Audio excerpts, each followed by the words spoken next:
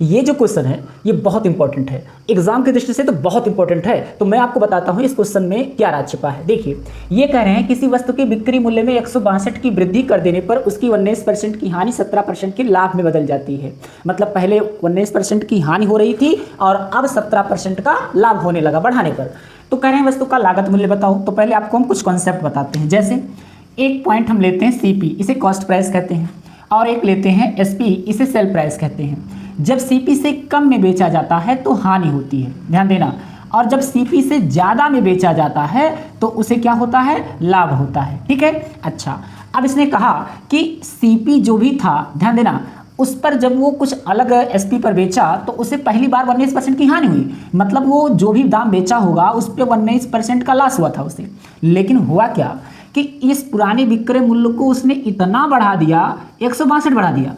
और जब 162 162 बढ़ा दिया तो अब स्थिति बदल गई। अब जो हानि हो रही थी, हानि नहीं हो रही है, बल्कि अब 17% का क्या हो रहा है, लाभ हो रहा है। 17% का लाभ हो रहा है। तो कह रहा है वस्तु का लागत मूल्य यानी सीपी ज्ञात करो।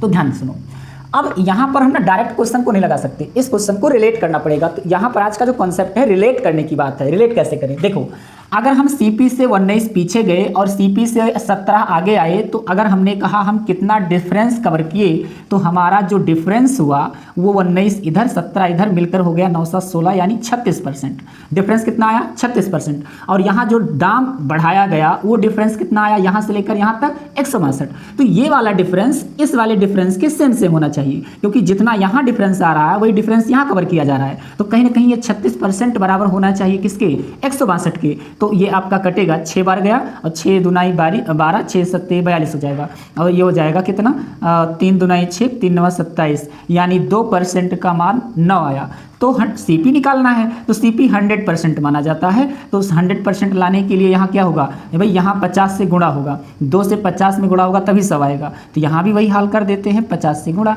तो आ जाएगा 450, यानी सीपी जो है वो 450 आएगा।